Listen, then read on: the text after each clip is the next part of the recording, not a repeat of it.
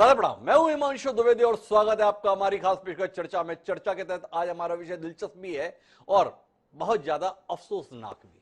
देश का सबसे पुराना राजनीतिक दल है कांग्रेस, उसी पर केंद्रित आज का हमारा विषय है। हमारा शीर्षक है कुर्सी की लड़ाई, कांग्रेस की जग हंसाई। कमाल की बात है, कांग्रेस पार्टी का 137 साल का इतिहास है। तमाम संघर्षों के दौर से यह कांग्रेस पार्टी गुजरी है, लेकिन जिस प्रकार की जग हंसाई का पात्र इस समय कांग्रेस को बनना पड़ रहा है, आम कार्यकर्ता से लेकर शीर्ष नेतृत्व तक पूरे देश दुनिया में कुल मिलाकर अपनी फजीहत करा रहा है। इस प्रकार का दृश्य इतिहास में पहले कभी देखने को नहीं मिला।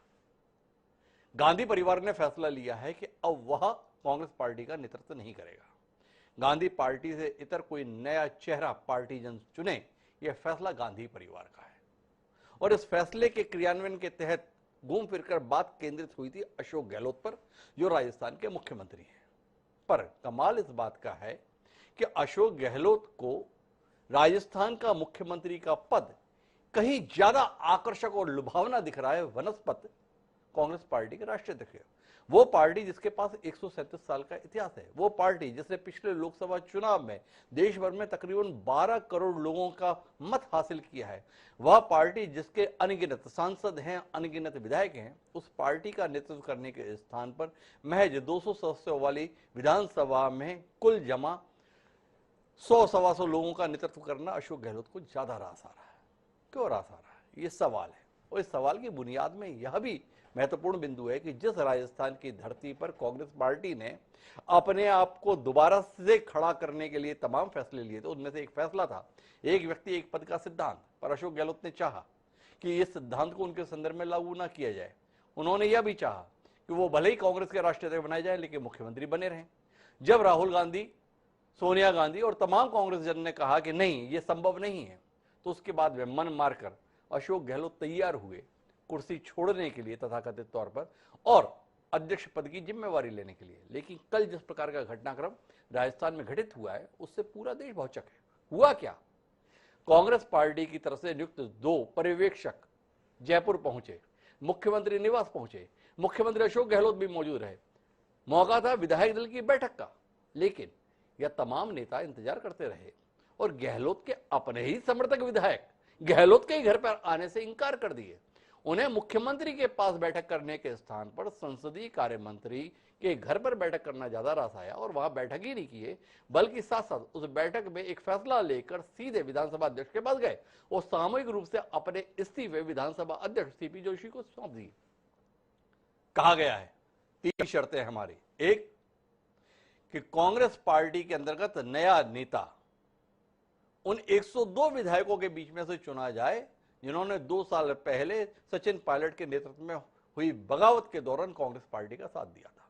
दूसरा फैसला उनका यह है, शर्त है कि नए अध्यक्ष के तौर पर जब तक अशोक गहलोत निर्वाचित नहीं हो जाते हैं, अर्थात 19 अक्टूबर को, तब तक मुख्यमंत्री पद पर कोई बदलाव ना किया जाए।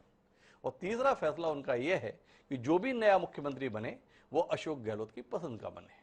कुल मिलाकर इन शर्तों के साथ पर्यवेक्षकों को संदेश दे दिया गया। पर्यवेक्षक अपनी फजीहत कराए और कुल मिलाकर कहते रहे कि हम वापस नहीं जाएंगे, और वापस दिल्ली पहुंच गए। सोनिया गांधी को रिपोर्ट सौंपी है, कमलनाथ को भोपाल से अचानक दिल्ली तलब किया गया है।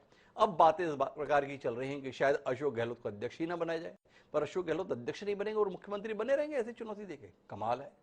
कमाल इस बात का लेकर भी है कि आखिर क्या गांधी परिवार ने इतना बड़े फैसले के संदर्भ में अशोक गहलोत को पहले विश्वास में नहीं लिया।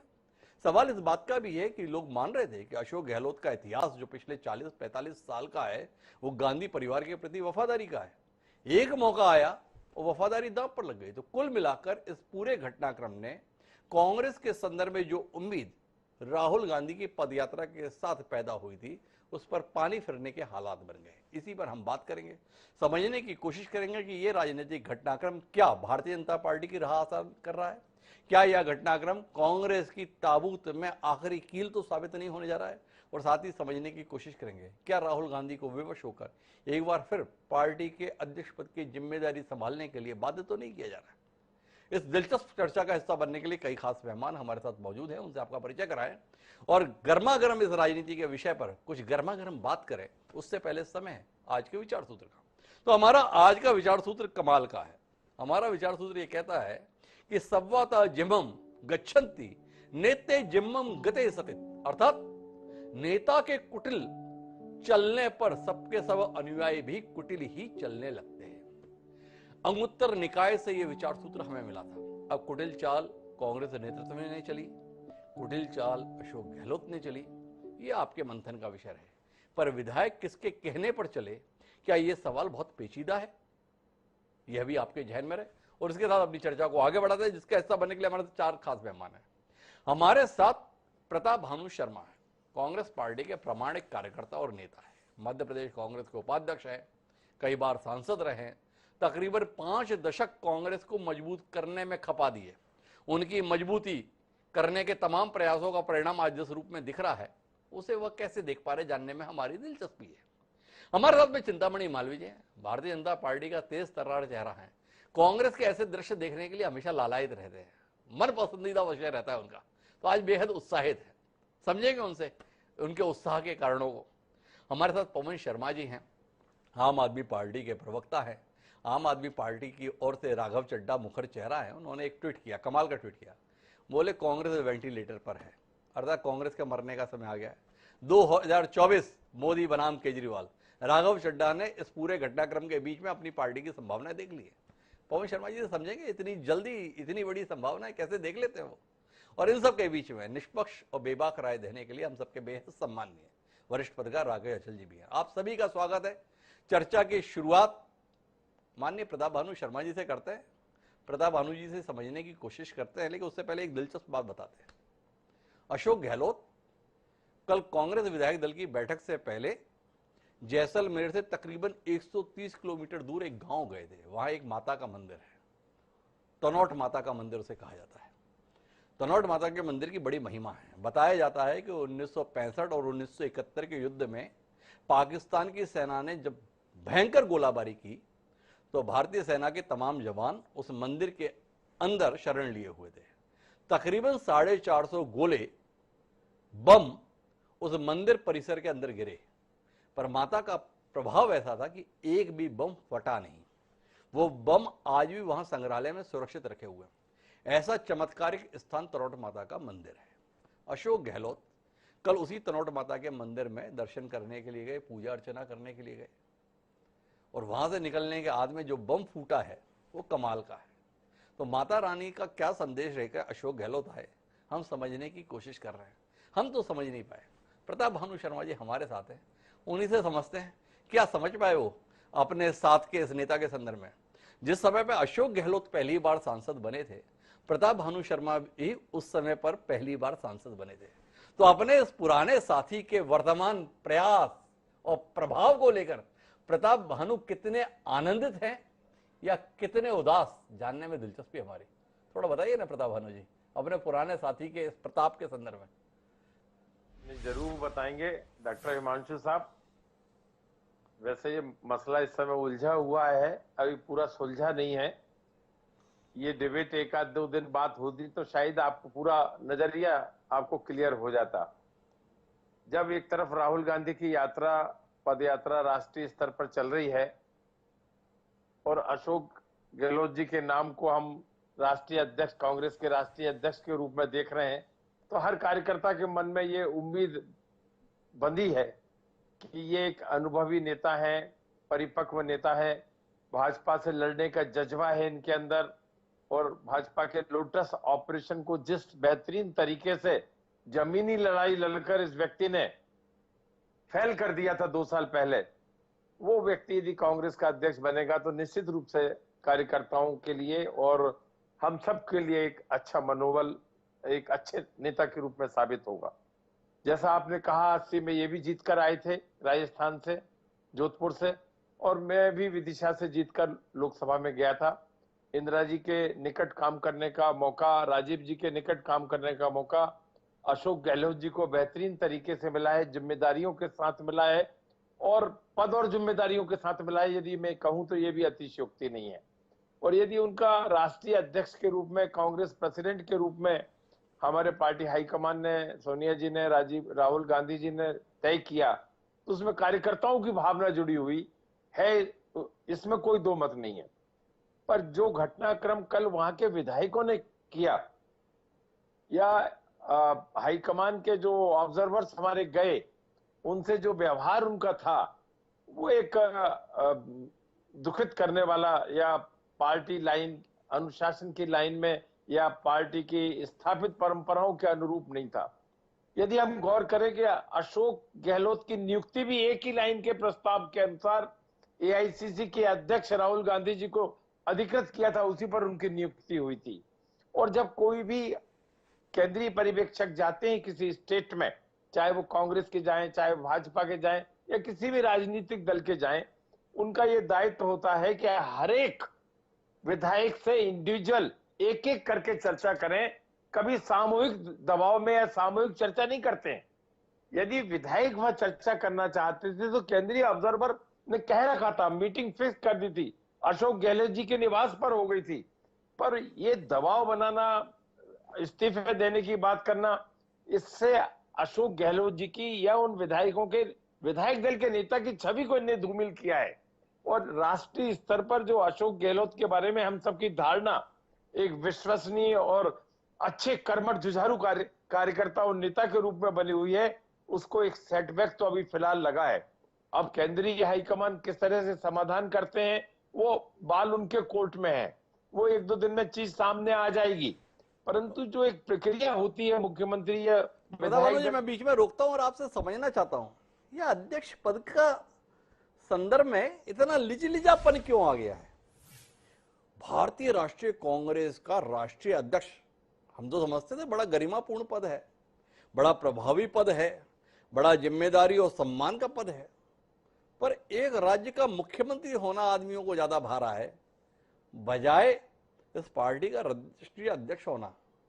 थोड़ा इस पर रोशनी दीजिए ना। अगर कांग्रेस के संदर्भ में भाजपा ये कहती है कि अब कांग्रेस में कुछ बचा नहीं है, तो आपके ये तमाम नेता साबित कर रहे हैं कि भाजपा गलत नहीं कह रही है। आपको नहीं लगता? इसलिए नहीं लगता है हिमांशु जी, यदि भाजपा ये कहती है कांग्रेस में कुछ बचा नहीं है, तो कांग्रेस के नेताओं को क्यों स्वीकार कर रहे हैं? इसका मतलब यह है कि भारतीय जनता पार्टी में कुछ नहीं बचा है या उनके पास टैलेंट नहीं है, इसलिए कांग्रेस को अरे पता भानु जी, आप मुद्दे पे बोले नहीं। हमने तो आपसे पूछना चाहा, आदमी को मुख्यमंत्री बने रहना ज्यादा लुभा रहा है बजाय पार्टी का राष्ट्रीय अध्यक्ष होना। भाजपा की बात छोड़िए, खुद इस पर तो टिप्पणी कीजिए। अशोक गहलोत को अध्यक्ष पद के मुकाबले मुख्यमंत्री का पद क्यों लुभा रहा है? कल विधायकों ने जो कुछ भी किया है राजस्थान में, क्या आप मानते हैं ये विधायकों की अंतरात्मा की आवाज से निकला हुआ घटनाक्रम था, या आप जैसा अनुभवी राजनीति की समझ पा रहा है? माननीय मुख्यमंत्री जी, आपके माननीय सो कॉल्ड भावी अध्यक्ष ऐसा सब कुछ चाहते थे, वैसा सब कुछ हो गया।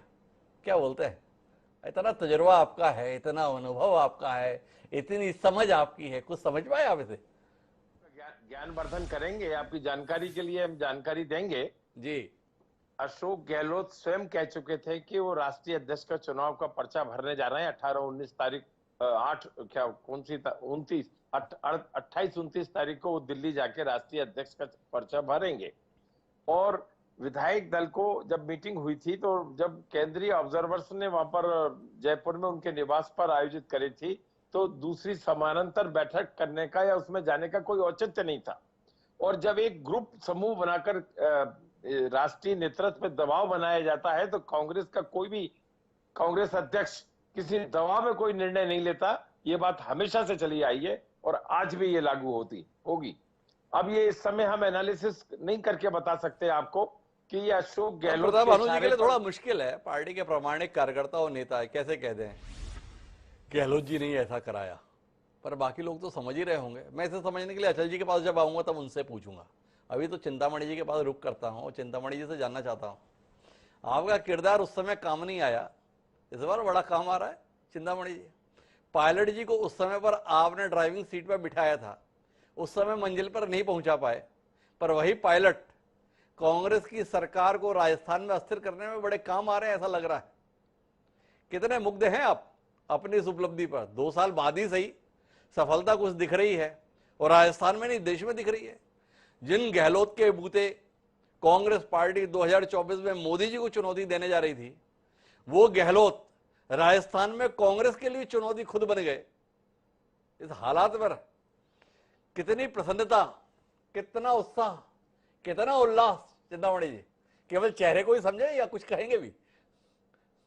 देखिए, मुझे तो ऐसा लगता है कि आप खुद बहुत प्रसन्न हो रहे हैं कांग्रेस की इस हालत पर। जी। लेकिन भानु प्रताप जी जब सामने हो तो और उनको देख करके और कांग्रेस की स्थिति को देख करके मेरी तो प्रखरता समाप्त हो जाती है। वास्तव में मैं तो इस परिदृश्य को देख करके 137 साल पुरानी पार्टी की ऐसी हालत देख करके दुखी हूँ। बताइए, जैसे मुगल शासक केवल लाल किले में सीमित हो गए थे, वैसी स्थिति आज कांग्रेस की बन गई है। और उसके छत्रप जो है वो ज्यादा मजबूत है। जी। अब जो है वो गाय पूंछ को नहीं हिला रही है, पूंछ गाय को हिला रही है। अब ये स्थिति बन गई है। तो उससे कांग्रेस के गांधी परिवार से ज्यादा मजबूत तो उनके छत्रप है। जी। उनके छत्तीसगढ़ के मुख्यमंत्री है, उनके पंजाब के जो मुख्यमंत्री थे वो ज्यादा ताकतवर थे, राजस्थान के मुख्यमंत्री वो। अब तो इनके छत्रप ज्यादा ताकतवर है। ये वास्तव में पतन की निशानी है, क्योंकि उसके बाद मुगल साम्राज्य में फिर कभी उठ करके खड़ा नहीं हुआ। उन्होंने मराठों को वकीलुल मुल्क बना दिया और बात खत्म हो गई। वैसे ही लगभग ये स्थिति है कांग्रेस की। मैंने तो उस दिन भी कहा था कि कांग्रेस क्योंकि बीमार है तो ये कितना ही प्रयोग कर ले, और ऐसी बीमार है कि इसको कुछ भी दवाई देंगे वो उल्टा ही असर करेगी। अगर इसको दूध पिलाएंगे तो पेट खराब हो जाएगा, बादाम देंगे तो पचेगी नहीं, अगर कुछ दूसरी औषधि देंगे तो उसका साइड इफेक्ट हो जाएगा। तो अब जो कांग्रेस की मूल अवस्था है वो मरणासन है। इतने पाप कांग्रेस ने कर लिए हैं। मुझे क्षमा करेंगे, मैं तो पहले कह चुका हूं कि जब भानु प्रताप जी हो तो मेरी प्रखरता समाप्त हो जाती है, मैं कुछ बोल ही नहीं पाता उनके आगे। लेकिन मुझे ऐसा लगता है कि कांग्रेस की स्थिति बहुत खराब है, कांग्रेस समाप्ति की ओर है। कांग्रेस का अब जरूर विसर्जन कर देना चाहिए। इतनी दुर्गति अगर हो जाए, बताइए, मुख्यमंत्री का पद कांग्रेस के अध्यक्ष से बड़ा पद हो गया तो अब क्या कहा जाए, अब क्या बचा? इसलिए हो गया है कि राहुल गांधी जी, प्रियंका गांधी जी, सोनिया गांधी जी अपनी सामर्थ्य पर चुनाव नहीं जिता सकते, ये एक बार सिद्ध हो गया है। थोड़ा पायलट जी के संदर्भ में तो टिप्पणी कीजिए। आप तो सब कुछ बस प्रताप भानु जी, प्रताप भानु जी, प्रताप भानु जी करके काम चला लिए। पायलट जी के संदर्भ में जो इतनी मेहनत आपने 2 साल पहले की थी, उन पायलट को मुख्यमंत्री बनाने में गांधी परिवार को पार्टी के बिखराव का सामना करना पड़ रहा है। जो हवा आपने पायलट जी में भरी थी, आज वो काम आते हुए दिख रहे। थोड़ा इस पर भी तो टिप्पणी कीजिए। पायलट के लिए दरवाजे अभी भी खुले हुए हैं आपके, पायलट की मदद करने के लिए अभी भी आप तत्पर हैं। पायलट के भरोसे पर भाजपा में जनता के द्वारा नकारे जाने के बाद भी सत्ता में आने की उम्मीद आपकी अभी भी बनी हुई है। थोड़ा इस पर भी तो रोशनी दीजिए ना। ये हमारा कोई पहले भी कुछ नहीं था, ये पार्टी का, कांग्रेस का आंतरिक मामला था। इन्होंने पायलट जी के चेहरे पर चुनाव लड़ा। पायलट जी उस समय प्रदेश अध्यक्ष थे। उन्होंने पूरा राजस्थान अपने पैरों से नापा। उन्होंने कांग्रेस को वहां खड़ा किया। और चूंकि कांग्रेस परिवार राहुल गांधी के समान किसी युवा को नहीं चाहता था, इसलिए ना इधर उन्होंने सिंधिया जी को किया और ना वहां सचिन पायलट को किया। मैंने उस समय भी 8 दिन पहले कह दिया था डिबेट में कि ये किसी युवा को बनाने वाले नहीं है, क्योंकि किसी भी युवा शख्सियत से राहुल गांधी डरते हैं और इसलिए सोनिया गांधी भी डरती कि उनके समकक्ष कोई खड़ा ना हो पाए। जब कोई आदमी बीए पास बन जाता है, बीए पास किसी एग्जीक्यूटिव पर पहुंच जाता है, तो वो अपने अधीनस्थ जो है वो 12वीं पास ही लाता है। चिंतामणि जी, आपने यही बातें बोल बोलकर कांग्रेस को इस परेशानी में डाल दिया। आप बोलते किसी युवा को मौका नहीं देंगे, किसी युवा को मौका नहीं देंगे। अब गांधी परिवार का संदेश लेकर पहुंचे दोनों पर्यवेक्षक कि सचिन पायलट को बनाना है, यही आप हवा भर देते, किसी युवा को नहीं बनाएंगे, नहीं बनाएंगे। और देख लो, युवा को बनाने के लिए चले तो क्या हालत हो गई। आप मानते हैं कि नहीं मानते हैं? आपका षड्यंत्र जो है कांग्रेस के संकट के लिए जिम्मेदार है। आपने सचिन पायलट की उम्मीदें जगाई, आपने सचिन पायलट को लेकर इतना प्रोपेगेंडा किया और गांधी परिवार को दबाव में आना पड़ा, और उसके चलते ये फजीयत हो गई। अपने आप को गुनहगार मान रहे हैं कि नहीं मान रहे हैं? नहीं, हमारा ये तो हमने पहले ही कहा कि ये इनका आंतरिक मामला, हमारे गुनाहगारी और वफादारी का कोई सवाल नहीं है। सवाल ये है कि इन्होंने सचिन पायलट के चेहरे पे चुनाव लड़ा और उनके साथ धोखा किया और युवा चेहरे को दिखा करके बुढ़े आदमी से शादी करा दी मध्य प्रदेश, राजस्थान की। वो यही हुआ है। और चूंकि ये जनता में कुछ और है, विधायकों में कुछ और है, इसलिए ये राजनीति बहुत होती है। और चूंकि 6 महीने की सरकार बची है, साल भर की सरकार, और साल भर भी नहीं, 6 महीने की सरकार को लेकर के आप देखिए कि कितनी इज्जत, क्या क्या दुर्गति कर दी है कांग्रेस अध्यक्ष पद की, कि 6 महीने का मुख्यमंत्री पद आदमी नहीं छोड़ना चाहता कांग्रेस अध्यक्ष की तुलना में। तो इसका मतलब है कि कांग्रेस अब नथिंगनेस हो गई है, कांग्रेस समाप्ति की ओर है। और इनके चिंतामणि जी जैसे बहुत दुखी हैं भाई, कांग्रेस का क्या हो गया, किस प्रकार का हालात देखने को मिल रहे हैं।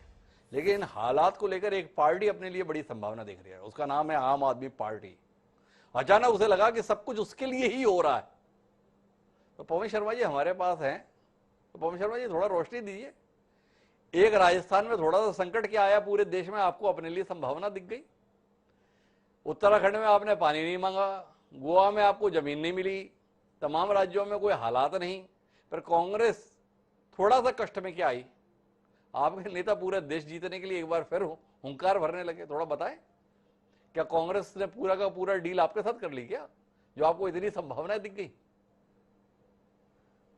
देखिए हिमांशु जी, मैं थोड़ा सा फैक्ट्स पे बात करना चाहूंगा। देखिए भानु प्रताप जी का लंबा अनुभव रहा है राजनीति में, मुझे लगता है मेरी बात से इत्तेफाक रखेंगे। देखिए आज कांग्रेस की दिशा और दशा दोनों ही खराब चल रही हैं। जी आज देखिए राहुल गांधी जी कहते हैं कि भारत छोड़ो, कांग्रेस के विधायक कहते हैं कांग्रेस छोड़ो, कांग्रेस के नेता कहते हैं कांग्रेस तोड़ो, लेकिन वहीं देश के लोग कहते हैं कि कांग्रेस अब खत्म है, अरविंद केजरीवाल जी विकल्प है।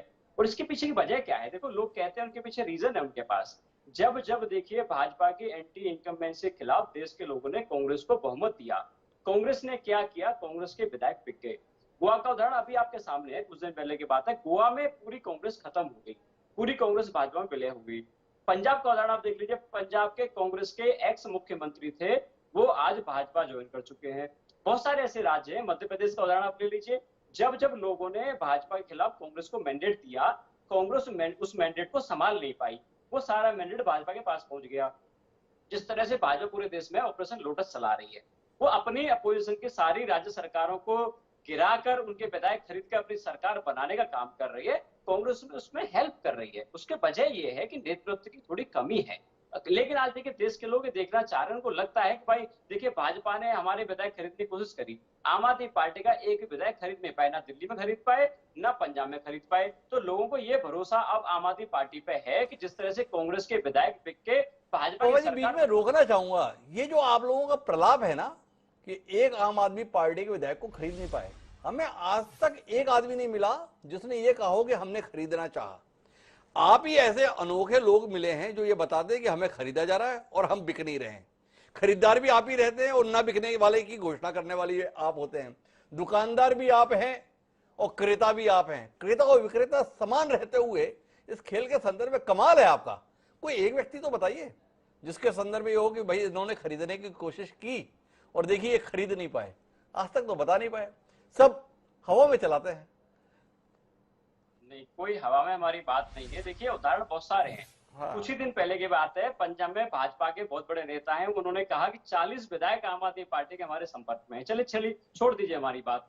गोवा के सारे कांग्रेस के विधायक भाजपा में कैसे चले गए, किसने संपर्क किया, कैसे खरीदा, अब ये तो आपके सामने है। मध्य प्रदेश में देखिए कांग्रेस के विधायक बिक गए और भाजपा की सरकार बनाती, वहां के लोगों ने कांग्रेस को मैंडेट दिया था, वो कैसे बिक गए। मणिपुर का उदाहरण आपके सामने है, उससे पहले उत्तराखंड का उदाहरण आपके सामने। बहुत सारे ऐसे राज्य हैं जब लोगों ने कांग्रेस को मैंडेट दिया। कांग्रेस को मैंडेट देने का मतलब यह है कि भाजपा के खिलाफ दिया, और जब वो लोग सारा बिका के और भाजपा की सरकार ही बनवा देते हैं तो देश के लोगों को भरोसा उठ गया है। उनको लगता है कांग्रेस को वोट देना मतलब अपना वोट बेकार करने के बराबर है। आप उसको देखिए जिसके पास दिशा भी अच्छी हो, जिसके पास दशा भी अच्छी हो, जिसके पास अपना एक एजेंडा अच्छा हो। आम आदमी पार्टी मैं पवन जी बीच में रोकूंगा माफी के साथ में, थोड़ा अन्यथा मत लीजिएगा। आप जितने कहानी बता रहे हैं ना, ऐसी लंबी फेहरिस्त आपकी पार्टी के संदर्भ में भी है। कपिल शर्मा भी ऐसे थे जिन्होंने बताया केजरीवाल कितने खराब आदमी हैं। अलका लांबा भी, उन्होंने भी बताया कितने खराब आदमी हैं। कुमार विश्वास तो पूरा देशाटन करके बताते हैं कि बौने ने क्या किया, बौने ने क्या किया, वो आपने सुनता है। अभी तक कोई मानहानि वानहानि का केस हमें दिखाई नहीं दिया। प्रशांत भूषण है, वो बताते हैं कि किस तरीके से आम आदमी पार्टी कर रही है। योगेंद्र यादव है, वो भी बताते हैं कि आप क्या कर रहे हैं। तो सूची तो आपके पास में भी बड़ी लंबी है। एक्स आप वाली भी, एक्स कांग्रेस ही नहीं है, एक्स आप वाली भी। तो इतना साफ सुथरा मामला तो नहीं है, नहीं लगता आपको? थोड़ा कांग्रेस को लेकर आप ज्यादा मुखर हो रहे हैं। इतनी पुरानी पार्टी है तो उनकी सूची थोड़ी ज्यादा लंबी है, आपका समय थोड़ा सा है, इसलिए सूची थोड़ी छोटी है, पर सूची है और ठीक ठाक नामों वाली है, पहचान वाली है। होती है तो चीजें चलती हैं, लेकिन आज हम ये कह रहे हैं कि हमारा कोई विधायक बिकता नहीं है। आज देखिए इतिहास में आम आदमी पार्टी चौथी पार्टी है जिसकी कि एक से ज्यादा राज्यों में सरकार है। कांग्रेस के बाद तीसरी पार्टी है आज के दौर में कि देखिए कांग्रेस की सरकार 2 राज्यों में है, आम आदमी पार्टी की सरकार 2 राज्यों में अभी तक, अगर भरोसा नहीं कि राजस्थान में क्या होगा, छत्तीसगढ़ में क्या होगा, लेकिन देखिए आम आदमी पार्टी विकल्प दे रही है और आम आदमी पार्टी की जो आइडियोलॉजी है वो लोगों को पसंद आ रही है, आम आदमी पार्टी का मॉडल पसंद आ रहा है। इसमें 2 चीजें हैं, एक तो आम आदमी पार्टी विकास के मॉडल पे काम कर रही है, दूसरा आम आदमी पार्टी कोई भी विधायक बिकता नहीं है जो लोगों के मैंडेट के बड़े खिलाफ। गर्व के साथ में पवन जी ये बात कह रहे हैं, कोई आदमी बिकता नहीं है। मुझे राघव अचल जी के पास जाना है, पर पवन जी उससे पहले एक टिप्पणी चाहिए राजस्थान के घटनाक्रम के संदर्भ में, अशोक गहलोत के घटनाक्रम के संदर्भ में क्या देख पा रहे हैं आप? अशोक गहलोत की मुख्यमंत्री बने रहने की लिप्सा इस पूरे विवाद की जड़ में है या भारतीय जनता पार्टी का हाथ इस पूरी कवायद के पीछे है? क्या देखते हैं पवन जी? देखिए हिमांशु जी, मुझे लगता है कि कांग्रेस अपने सबसे खराब दौर से गुजर रही है। ये सिर्फ एक उदाहरण नहीं है, ऐसे बहुत सारे उदाहरण है। मेरी संवेदनाएं, शुभकामनाएं कांग्रेस के साथ में है, ये उनका इंटरनल मैटर है, मुझे उस पर कमेंट नहीं करना चाहिए।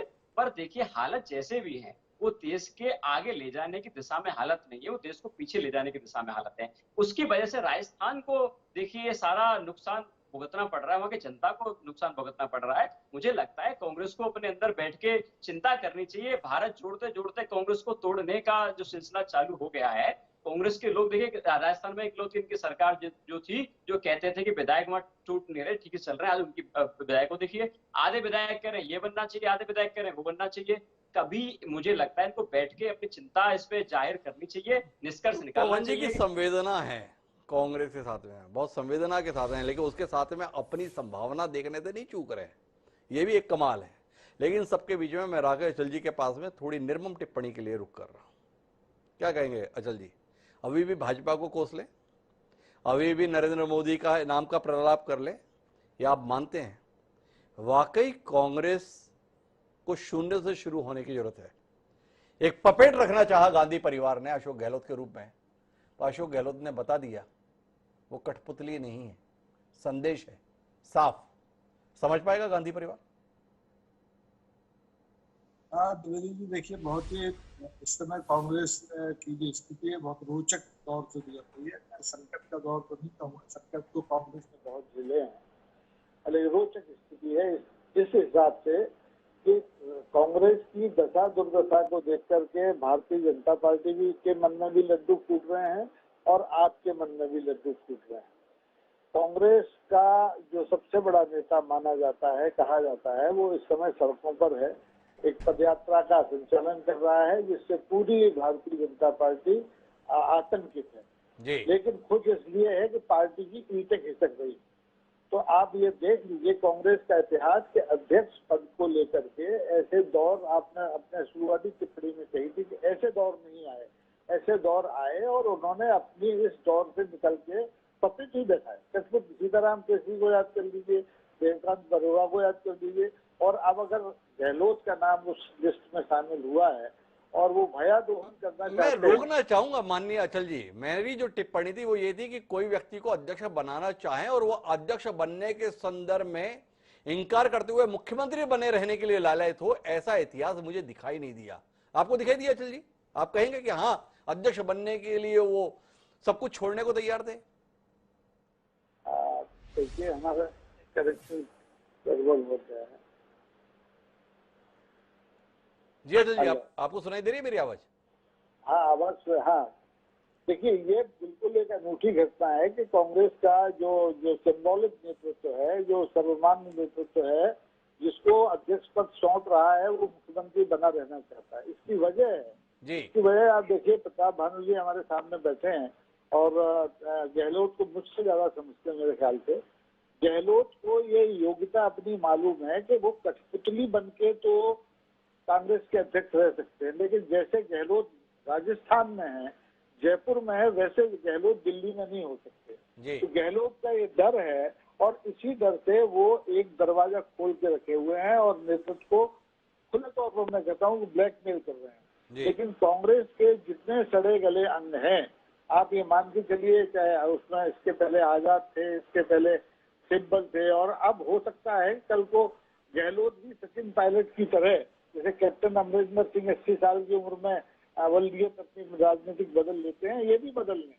लेकिन कांग्रेस का कुछ होने वाला नहीं है। कांग्रेस सड़कों पर थी, सड़कों पर है, और आप देखेंगे कि यही कांग्रेस जैसे ना आप मान रही है ना भारतीय जनता मान रही है, दोनों कह रहे हैं तो गई। तो यही कांग्रेस देश की उम्मीद का धुरी है और सारा विपक्ष इसी मैं अटल जी कांग्रेस थोड़ा रोकना चाहूंगा और थोड़ा आपसे ईमानदार बात करना चाहूंगा, और शायद प्रताप भानु जी भी इसमें हस्तक्षेप करें। क्या गांधी परिवार वाकई अपने कंट्रोल, अपना नियंत्रण कांग्रेस से छोड़ने के लिए तैयार है? नए अध्यक्ष का चुनाव, जिसकी मर्जी हो वो चुनाव लड़े, पार्टी का संविधान कहता है। गहलोत चाहे लड़े, नहीं चाहे नहीं लड़े, लड़ेंगे और अगर जीतेंगे तो अध्यक्ष होंगे, अध्यक्ष होंगे तो फैसले वो लेंगे। उनके दौर में फैसला लिया जाएगा एक व्यक्ति एक पद रहेगा कि नहीं रहेगा, मुख्यमंत्री रहेगा नहीं रहेगा। ये राहुल गांधी कौन होते हैं जो आज ये फैसला लें कि आपको अध्यक्ष बनना है तो मुख्यमंत्री का पद छोड़ना होगा? सोनिया गांधी किस अधिकार से बोलेंगे अगर अध्यक्ष अशोक गहलोत बन गए उसके बाद में? ये कौन सा लोकतंत्र है? कि आपको नहीं लगता है कि जो बात चिंतामणि जी बोल रहे हैं मुगल राज टाइप का, कमोबेश वैसी कहानी है? कह तो रहे हैं हम नहीं है, पर हम ही हम है और हम ही हम रहेंगे। ऐसा दृश्य नहीं दिखता आपको? डॉक्टर साहब, अध्यक्ष पद की जो राजनीति होती है ना, जी। वो मुगल सल्तनत की राजनीति जैसी होती है। भारतीय जनता पार्टी के मौजूदा अध्यक्ष का 1 साल कार्यकाल क्यों बढ़ाना पड़ रहा है? जी आप जिस दिन से गठित हुई है उसका अध्यक्ष क्यों नहीं बदला गया? जी कोई भी आदमी जो इस किसी भी दल की नींव में रहता है, जिसके लिए काम करता है, बहुत आसानी से ना अध्यक्ष पद छोड़ता है ना पकड़ता है। नड्डा जी को क्या जरूरत थी इस समय 1 साल कार्यकाल बढ़ाने की? चुनाव करा दीजिए, नया अध्यक्ष आएगा, नए आम चुनाव के लिए वो तैयारी करेगा। लेकिन नहीं, डर है। आप जिस दिन से गठन हुआ है आपका, कोई नया अध्यक्ष बनाया? इसका सवाल का जवाब मैं नहीं चाहूंगा, क्योंकि मुझे मालूम है कि सवाल का जवाब आएगा नहीं। कांग्रेस का भी यही हाल है। कांग्रेस भी गांधी परिवार के बाहर जाने के लिए तैयार नहीं है। कांग्रेस के साथ जितने 12 करोड़ की आप बात करते हैं, मैं तो कहता हूँ इससे ज्यादा बड़ी संख्या होगी जिसने वोट भले ही न दिया हो, लेकिन उसकी विचारधारा कांग्रेस की है। वो भी इस परिवार से बाहर किसी नेतृत्व को स्वीकार करने की स्थिति में नहीं है। मैं रोकूंगा अचल जी। लोग गांधी परिवार से बाहर जाने के लिए तैयार हैं या नहीं है ये अलग सवाल है, पर गांधी परिवार जो ये दावा कर रहा है कि अब वहां कांग्रेस में नया चेहरा देखना चाहता है और अब नया चेहरा पार्टी का नेतृत्व करे, क्या वाकई इस कहने पर विश्वास किया जाए? क्योंकि करनी तो बता रही है कि चेहरा केवल नाम के लिए चाहिए, फैसले हम ही करेंगे, हमारे द्वारा होंगे। क्या ये आपको दिखाई नहीं दे रहा? बिल्कुल दिखाई दे रहा है। इसमें कोई दो राय भी नहीं है कि कांग्रेस पार्टी में जो गांधी परिवार है वो बहुत आसानी से पार्टी का नेतृत्व छोड़ेगा नहीं, और इसीलिए उसे एक कठपुतली का, एक मुखौटे की जरूरत है। लेकिन मुखौटा भी वो इस तरीके से आएगा कि वो न सीताराम केसरी जैसा होगा और न देवकांत बरुआ जैसा होगा। वो होगा राहुल गांधी के समकक्ष, उसकी उम्र का। ये गहलोत और ये शशि थरूर ये पार्टी का नेतृत्व अगर करेंगे तो आप देखेंगे कांग्रेस वो कांग्रेस नहीं रहेगी जो अब तक थी। और आने अब दिन कितने बचे हैं, आप देख लेंगे कि कांग्रेस मरेगी नहीं। ये मन में जो लड्डू फूट रहे हैं दीगर पार्टियों के, ये फूटते रहेंगे, लेकिन कांग्रेस मरेगी नहीं। कांग्रेस में नया अध्यक्ष आएगा। लड्डू दूसरी पार्टियों में फूट रहे हैं, वो हमारे विचार का विषय थोड़ी है। अभी तो कांग्रेस की इज्जत की हांडी चौराहे पर फूट रही है, उसको लेकर चिंता कर रहे हैं। वापस प्रताप भानु जी के पास चलता हूं। प्रताप भानु जी, आपसे समझना चाहता हूं, एक प्रामाणिक कार्यकर्ता होने के नाते, कि आपको नहीं लगता है कि ये चुनौतीपूर्ण समय में राहुल गांधी को जिद छोड़कर तमाम राज्यों की जो कमेटियों ने प्रस्ताव पारित किया है कि वह अध्यक्ष पद का दायित्व संभालें, पार्टी को ऐसे नाजुक समय में नेतृत्व प्रदान करें, समय आ गया है कि उन्हें बिना नानुकर किए इस प्रस्ताव को स्वीकार करना चाहिए? या अभी भी आपकी राय है क्या उन्होंने फैसला ले लिया, कुछ और देखते हैं, कुछ और करते हैं? देखिए, जब राहुल गांधी ने अपनी जिम्मेदारी लेते हुए इस्तीफा दे दिया था पिछले लोकसभा चुनाव में जो कांग्रेस की पराजय हुई थी जी, वही एक व्यक्ति थे जिन्होंने वो जिम्मेदारी अपने ऊपर ली थी और अपना एक नैतिक दायित्व मानकर इस्तीफा दे दिया था। जी। और उन्होंने कहा कि यदि लोग चाहते हैं कि गांधी परिवार से बाहर 3 साल से लगातार कह रहे हैं, और सोनिया जी भी आज इंटरिम अध्यक्ष हैं, उन्होंने स्थायी अध्यक्ष नहीं, उन्होंने वो जवाबदारी ली सबने, क्योंकि वर्किंग कमेटी में ये निर्णय करा कि जब तक निर्वाचन नहीं होता तब तक आप जिम्मेदारी एक कार्यकारी अध्यक्ष के रूप में, इंटरिम अध्यक्ष के रूप में संभालिए। कितनी बड़ी आस्था का विषय है कांग्रेस के कार्यकर्ताओं का, वर्किंग कमेटी के मेंबरों का पूरे देश के अरे राजनेताओं। प्रताप भानु जी, आप समय खराब मत करिए, मुद्दे पे बात करिए। राहुल गांधी को संभालना चाहिए नहीं संभालना चाहिए, इस पे खुल के बोलिए ना। सोनिया गांधी क्या है, राहुल गांधी ने क्या छोड़ा था, ये तो छोड़िए। राहुल गांधी ने तो कहा था मैं अकेला लड़ रहा था, और पार्टी के तमाम बड़े नेता अपने बच्चों को जिताने में लगे हुए थे। उन बच्चों को जिताने वालों में अशोक गहलोत भी शामिल थे, वो भी वैभव गहलोत के लिए ही लगे हुए थे। राहुल गांधी ने सीधी टिप्पणी उनके खिलाफ की थी, उनको आप अध्यक्ष बनाने चले हैं। ठीक कर रहे हैं, राहुल गांधी की भावना का सम्मान कर रहे हैं। आज पद यात्रा कर रहे हैं, सड़कों पे दिख रही है कांग्रेस, और जितने भी ये इधर उधर के जाने वाले छोड़ने वाले सत्ता के कुर्सी के प्रेमी लोग हैं, सड़े गले अंग टूट जाएं। और जो वो पवन शर्मा जी कह रहे हैं कि कांग्रेस को तो अब गई, उसको वाइंड अप होना चाहिए, अब कहां है कांग्रेस? अरे मैं तो कहना चाहूँ, चूहे को चिंदी मिली समझन लगा बजाज जी। यही तुम एक स्टेट में जीत गए या 2 स्टेट में तो आप समझने लगा कि राष्ट्रीय पार्टी हो गए, राष्ट्रीय विचारधारा। अरे कितने लोग तो छोड़ के तुम्हें गए हैं, कितने झूठ बोलते हैं तुम्हारे नेता। तुम में पार्टी हो या राजनीतिक दल में हो, अपने पार्टी में चुनाव करा के देख लो। ये हमारे नेतृत्व का, हमारी पार्टी का एक साहसिक फैसला है कि गांधी परिवार के बाहर पार्टी का जो हमारा डेलीगेट बने हैं, जो संस्था अभियान हुआ है, 9000 लोग में कोई भी चुनाव लड़ सकता है। और ये चुनाव प्रक्रिया नोटिफाइड हो गई है 22 तारीख को, 24 से नॉमिनेशन फॉर्म हो गए, 30 तक रहेंगे, 1 अक्टूबर को स्क्रूटनी हो जाएगी, और 8 अक्टूबर तक वापसी का है। जिसे लड़ना है चुनाव लड़ ले, कोई नहीं आएगा तो राहुल गांधी को हम लोग बनाएंगे एक मत से। तो कुल मिला के प्रताप भानु जी लौट कर आ गए, अब कोई नहीं लड़ेगा तो हम राहुल गांधी को बना लेंगे। उन्हें समझ में आ गया राहुल गांधी ही बचाएंगे। चिंतामणि जी, आपको ऐसा नहीं दिख रहा है कि पायलट आपकी सरकार भी नहीं बनवा सके, वो गांधी परिवार से मुक्ति भी नहीं दिला सकेंगे?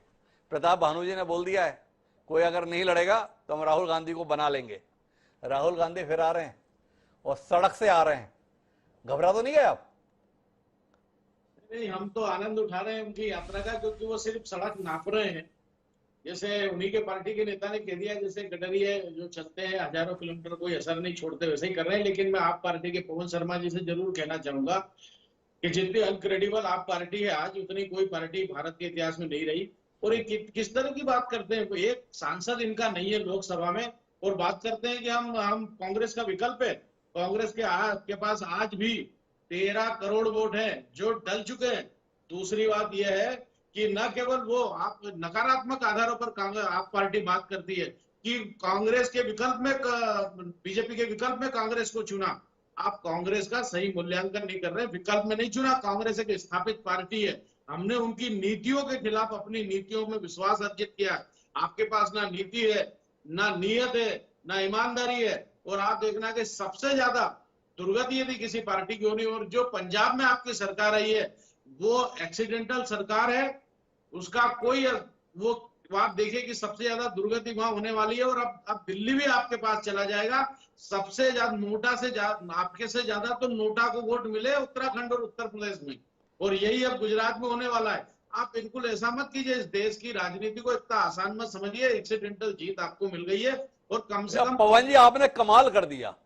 इतना समय हो गया मुझे टीवी पे डिबेट करते हुए, पहली बार मैंने भाजपा के प्रवक्ता को कांग्रेस का वकील बनते हुए देखा।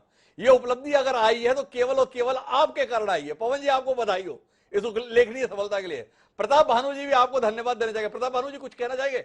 चिंतामणि जी कांग्रेस के लिए इतना जबरदस्त दलीलें देते हुए दिखे, पवन जी के प्रति धन्यवाद करना चाहेंगे? केजरीवाल जी को धन्यवाद देना चाहेंगे? नहीं, केजरीवाल जी को तो दिल्ली वाले धन्यवाद कर ही रहे हैं कि जल्दी से छोड़ो, झूठ बोलना छोड़ो। ना आपने कोई अच्छे कॉलेज खोले, ना स्कूल खोले, ना आपने वो मोहल्ला क्लिनिक के बेवकूफ बना दिया, दवाएं तक वहां नहीं मिलती हैं। वो अब अगले चुनाव में जो कहा है चिंतामणि जी ने, मालूम पड़ जाएगा। चिंतामणि जी एक योग्य पढ़े लिखे सांसद रहे व्यक्ति हैं, वो फेयर एनालिसिस करते हैं, और हमें भी कभी क्रिटिसाइज करते हैं तो एक बिलो द बेल्ट हिट नहीं करते हो कभी भी। तो राकेश जी आप देख रहे हैं, मानना नहीं पड़ेगा कि आम आदमी पार्टी वाकई कोई ना कोई संभावना है, अन्यथा क्या कारण है? दो परंपरागत प्रतिद्वंदी तीसरे की संभावना को देखते ही एक दूसरे के स्तुति गान में लग गए। चिंतामणि जी बता रहे कांग्रेस कितनी बेहतर पार्टी है, प्रताप भानु जी भी हमें समझा रहे चिंतामणि जी कितने योग्य व्यक्ति हैं। क्या आप नहीं सोच रहे हैं कि वाकई आम आदमी पार्टी को गंभीरता से लेने का समय आ गया है भारतीय राजनीति में। अगर दो इतने बड़े राजनीतिक दल तीसरे की आहट मात्र से एक दूसरे के स्तुतिगान में लग गए, इसे क्या माने? ये द्विवेदी जी स्तुतिगान नहीं है। चिंतामणि जी बहुत उदार दिल नेता हैं और हकीकत से भाग नहीं रहे हैं। उन्हें मालूम है कि कांग्रेस के अलावा कोई पार्टी इस देश में नहीं है जिससे कि उनका मुकाबला हो। और देखिए, हमारे यहाँ वीरेंद्र मिश्र एक बहुत बड़े कवि हुए हैं, उन्होंने बहुत खुल के इस बात को कहा था वर्षों पहले कि अपनी टक्कर अपने से है या फिर शाहजहां से है। तो इस देश में शाहजहां केवल कांग्रेस के पास है। आप हो, सपा हो, जेडीयू, इसके पास शाहजहां नहीं है। ये सब धीरे छोटे छोटे जागीरदार और अभी रुबराओं से अपना काम चला रहे हैं। तो ये बिल्कुल हकीकत है कि कांग्रेस की चाहे जितनी दुर्दशा हो जाए, लेकिन भारतीय जनता पार्टी का मुकाबला अभी आने वाले दिनों में, आने वाले दशकों में। क्या बात कर रहे हैं अचल जी? थोड़ी देर पहले चिंतामणि जी हमें बता रहे थे आप कांग्रेस में कुछ रखा नहीं है, और अचानक ही आप भी कहने लगे कि नहीं नहीं कांग्रेस ही है जो मुकाबला कर सकती है। अरे चिंतामणि जी तो थोड़ी देर पहले ऐलान किए इसी कार्यक्रम में कांग्रेस के पास अब कुछ रखा नहीं है। तो पवन जी बताए हाँ नहीं रखा है, हमारे पास रखा है। तो आप भी कहने लगे नहीं नहीं कांग्रेस के पास ही रखा है। बड़ा उलझन है। पवन जी को लग रहा है इसमें उन्हें हस्तक्षेप करना चाहिए। थोड़ा विषयांतर हो रहा है पर मजेदार है, सुन लेते हैं। जी पवन जी। देखिए हिमांशु जी, बड़े अच्छा मुझे दिल को सुकून पहुंचा। कुछ मिनट पहले चिंतामणि जी कह रहे थे कांग्रेस में कुछ बचा नहीं, जो कि हकीकत थी। जब आम आदमी पार्टी ने हकीकत आपके दर्शकों के सामने रखी तो इनको भाई बहन वाला प्यार आ गया। वो आना बड़ा लाजमी है। क्यों आता है उसके पीछे के राज है। देखिए, आम आदमी पार्टी जैसे कहती है कि कांग्रेस विक्रेता है और भाजपा क्रेता है।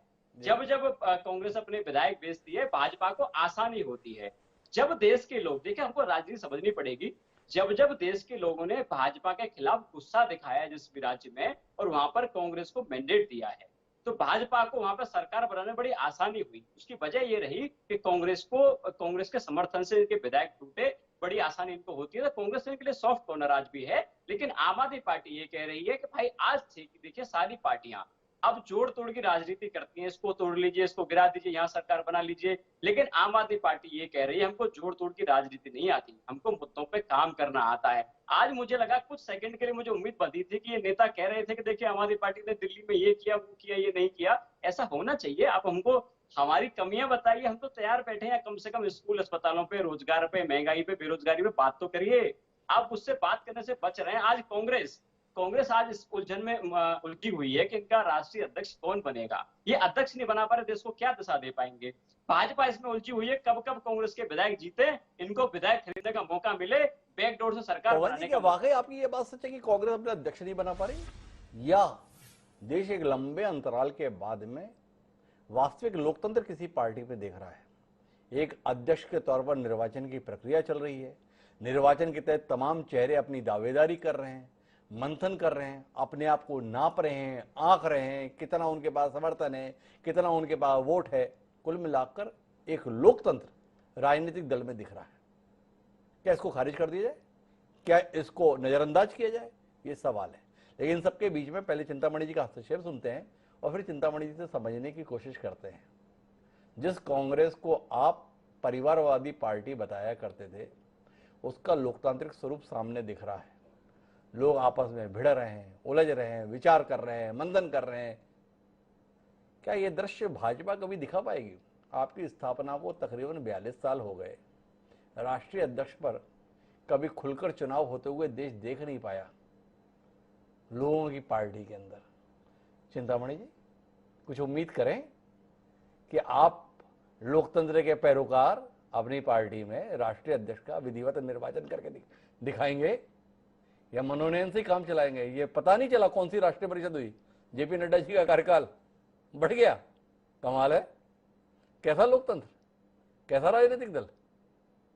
आप जैसा, जब द्विवेदी जी जैसा विद्वान परिचर्चा का विस्तारण करने वाला व्यक्ति हो तो सकारात्मक बातें ही करना चाहिए। लेकिन मैं आप पार्टी से जरूर ये कहना चाहूंगा कि एक सांसद, फिर दोहरा, एक सांसद आपके पास नहीं है तो आप कहाँ खड़े हो, अपनी जमीन देख लो। दूसरी बात यह है कि आप नकारात्मक आधारों पर अपनी शक्ति मत गिनो। आप इस आधार पर अपनी शक्ति गिन रहे हैं कि लोग इसलिए कांग्रेस को चुनते हैं क्योंकि बीजेपी के खिलाफ वो करना है। 2 मिनट बीच में रोकता हूं मैं। आप बता रहे हैं कि एक सांसद नहीं है, कहां खड़े हैं। मुझे 1984-85 का चुनाव याद है, अटल जी को प्रधानमंत्री बना रहे थे आप, और लोकसभा में कुल 2 सांसद आए थे। तो आप प्रेरणा का विषय हैं इस देश की राजनीति में। इस देश में लोग आपसे प्रेरणा ग्रहण करते हैं। अगर 2 सांसद जीतने वाली पार्टी 303 तक पहुंच सकती है, तो ये तो 2 राज्यों में सरकार के साथ भी है। अगर उम्मीद कर ले रहे हैं तो इनको प्रोत्साहित कीजिए। इतना ज्यादा भयाक्रांत क्यों हो रहे हैं? भाई आपसे सीखे हैं, आपके कदमों पर देखकर अपनी उम्मीदें बांध रहे हैं, तो इसमें इतनी नाराजगी क्या, इतनी क्षुब्धता क्या, इतना उपहास क्या? कांग्रेस, ये आप पार्टी की तो इतनी भी हैसियत नहीं है कि उस पर चर्चा की जाए। ये केवल अपने आप को क्या कहते हैं कि मेंढक कितना ही फूले वो बेल नहीं हो सकता। तो अभी इनकी स्थिति मेंढक की है, ये कितना ही फूल ले बेल नहीं बन सकते। दूसरी बात रोके ये है- चिंतामणि जी, क्या है कि मुझे पवन जी भी जवाब दे सकते हैं, लेकिन मेरा मन कर जाता है आपकी बात सुन के जवाब देने का। ये जो मेंढक है ना, ये मेंढक दिल्ली में बैठा हुआ है, जहां पे आपके तमाम बैल बैठे हुए हैं, उन सबको चुनौती देकर रौंद देता है। दिल्ली विधानसभा में लगातार 2 चुनाव में साफ नहीं किया है, सफाया किया है, उसका नाम आम आदमी पार्टी है। ये भी तो तथ्य है ना। लोकसभा में भले ही एक भी सीट ना हो अभी, भगवंत मान के हार जाने के बाद, मतलब उनके द्वारा खाली गई सीट के बाद, पर दिल्ली में आपका आंकड़ा क्या है, पंजाब में आपका आंकड़ा क्या है? जहां आप होती है ना, वहां पर आप दहाई में भी दिखाई नहीं देते, ये भी आंकड़ा दिखता है। क्या कहेंगे इसमें चिंतामणि जी? दिल्ली देश नहीं है, ये अपवाद है कि आप जो वहां के वोटर से उनको रिश्वत दे करके, उनको धोखा दे करके, झूठ बोल करके, भ्रमित करके एक बार सत्ता में आ गए, दूसरी बार आ गए, लेकिन अब फिर थोड़े समय बाद चुनाव में फिर देख लिया जाएगा। दूसरी तो इसका कोई वो नहीं है। लेकिन जहां तक ये है, मुझे ऐसा लगता है, मैं बहुत सैद्धांतिक बात करूंगा, कोई विरोध वाला विषय नहीं है। कांग्रेस की हालत आज ऐसी है कि उस पर कोई कटाक्ष करना भी नहीं चाहिए। मुझे ऐसा लगता है कि वहां लोकतंत्र नहीं है, वहां कस्टोडियन है। तो कस्टोडियन जो तय करता है, आप कस्टोडियन जब मालिक बनने लगता है तब परेशानी होती है। तो कांग्रेस जो है, ये गांधी परिवार जब मालिक बनने लगता है तब परेशानी शुरू हो जाती है। तो ऐसी स्थिति, अब मालिक को मालिक जैसी सामर्थ्य भी चाहिए। उनका जनता में आधार नहीं बचा है। जब तक जनता, राहुल गांधी कर रहे हैं कोशिश, लेकिन उनकी कोशिशें बेकार है, उसमें कोई असर दिखाई देने वाला नहीं है। और वो बीमारी राजस्थान में हल जो है वो दक्षिण में ढूंढ रहे हैं, तो शर्ट आगे से फटा है वो पीछे से सिल रहे हैं। अरे ऐसा बहुत सारी चीजें कांग्रेस में है। मुझे ऐसा लगता है कि हम विषयांतर कर देंगे, लेकिन कुल करके आज कांग्रेस की स्थिति भी खराब है।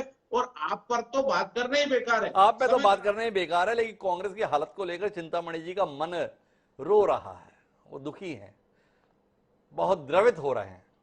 मैं वापस कुछ निर्णायक बात करने के लिए अचल जी के पास आना चाहता हूं। और अचल जी, थोड़ा भावना में नहीं, तथ्य में बात करना चाहता हूं आपसे। क्या आप नहीं मानते हैं कि अध्यक्ष पद के संदर्भ में जो घटनाक्रम घटित हो रहा है, वो कांग्रेस की साख को वाकई प्रभावित कर रहा है, राहुल गांधी के पसीने को बर्बाद कर रहा है, और कुल मिलाकर देश की जनता और कांग्रेस के कार्यकर्ता दोनों को ही निराश कर रहा है। कल जो कुछ भी राजस्थान में घटित हुआ है, उसने अशोक गहलोत और पार्टी दोनों की साख को निश्चित रूप से नुकसान पहुंचा है। क्या कहते हैं? जगदीश जी, आपने बिल्कुल सही कहा कि ये जो तीनों सवाल हैं, इनसे मैं इत्तेफाक रखता हूँ। साख भी खराब हुई है, राहुल गांधी का पसीना भी जो बह रहा है वो अभी सूखता नजर नहीं आ रहा है। लेकिन आप यकीन कीजिए, मैं बिल्कुल भावनात्मक नहीं होता जब पत्रकारिता के रूप में बात करता हूँ, पत्रकार के रूप में बात करता हूँ ना, मुझे कई बार ऐसा लगता है, अचल जी अन्यथा मत लीजिएगा, पर भाजपा का वर्तमान प्रभाव, तौर तरीका कहीं ना कहीं आपको प्रभावित कर जाता है। तब तथ्य पर कहीं भावनाएं उमड़ तो नहीं आती, कई बार ऐसा लगने लगता है, क्योंकि आप जिस मंशा के साथ, जिस विचार के साथ, जिस संस्कार के साथ जीवन के 5 दशक होम कर दिए, कहीं ना कहीं आप महसूस कर रहे हैं कि वो प्रभावित हो रहे हैं। ऐसा आपके लेखन में भी दिखता है, तथ्यों में भी दिखता है, इसलिए मैंने कह दिया, पर पूरे सम्मान के साथ कहा, कोई इंकार नहीं। सही कहा, लेकिन मैं बता रहा हूँ, मेरी सहानुभूति कांग्रेस के साथ हो सकती है उसकी दुर्दशा को लेके, लेकिन हकीकत यही है, जो चिंतामणि जी ने बड़े उदार मन से कही, और या वो अपने आप आई, क्योंकि हकीकत थी कि कांग्रेस ही इस देश में राजनीति का दूसरा ध्रुव है। जी। पिछले 75 साल में कितनी पार्टियां आई, वामपंथी दल तो इतने बड़े बड़े दल थे, ताकतवर दल थे, वामपंथी गायब, समाजवादी गायब, और बसपा जाने कौन से, आप भी अभी 10 साल से है। इनका कोई वजूद राष्ट्रव्यापी इसलिए नहीं है कि इनकी अपनी कोई जमीन नहीं है। ये एक तात्कालिक स्थितियों से जन्मे हुए राजनीतिक दल हैं। केवल और केवल भारतीय जनता पार्टी और कांग्रेस दो ऐसे दल हैं जो विचारधाराओं को लेकर लड़ते हैं, और ये लड़ाई अब सड़क पर आप देख रहे हैं। राहुल गांधी का पसीना जब तक सूखेगा तो आप देखेंगे परिदृश्य बदल चुका होगा कांग्रेस का। कांग्रेस की साख को बट्टा लगा, कांग्रेस के कार्यकर्ता हताश हुए, ये सब सही बात है, लेकिन आप देखेंगे कि राहुल गांधी का ही पसीना अंततः इस कांग्रेस को या तो जीवन देगा या इस कांग्रेस को पूरी तरह से नष्ट कर देगा। तो इसलिए बहुत ज्यादा चिंतित होने की जरूरत नहीं है। 20 दिन का समय है, आप देखेंगे, और हम भी यहीं रहेंगे, कांग्रेस यहाँ होगी।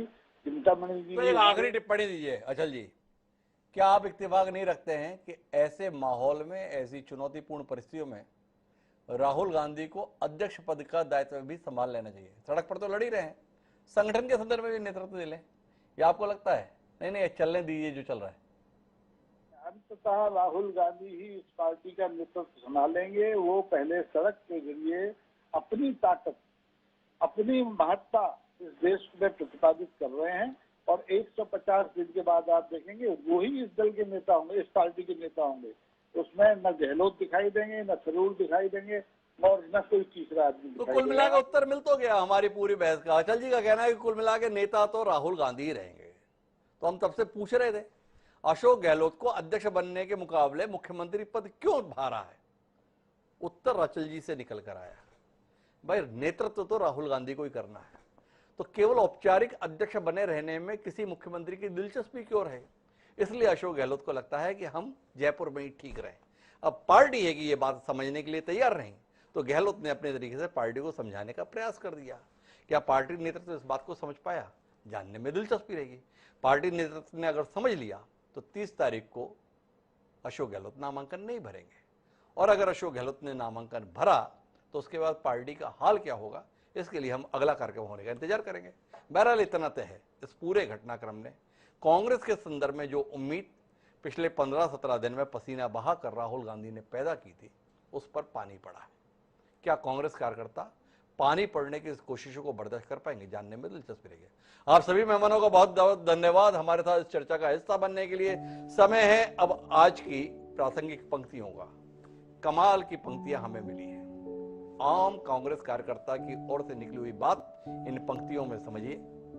कहता है हमारे आज का शेर कि कहते हैं रह रह के मेरे पांव के छाले, कहते हैं रह रह के मेरे पांव के छाले, मंजिल से अभी तेरे कदम दूर बहुत है। जिगर शिवपुरी ने जो ये बात लिखी थी, अभी कांग्रेस कार्यकर्ताओं में बड़ी मुफीद है। कांग्रेस कार्यकर्ताओं को जिस मुकाम का इंतजार है उसके लिए अभी बहुत चल रहा है। राहुल गांधी खुद भी 3500 किलोमीटर से चलने के लिए निकले हैं। वो सफर भी काफी लंबा है, और उतना ही सफर कांग्रेस का भी लंबा है। देखें इस सफर को कांग्रेस कैसे पूरा करती है। बहरहाल अब मुझे दीजिए, कल फिर मिलते हैं नए विषय के साथ, तब तक के लिए सदा प्रणाम।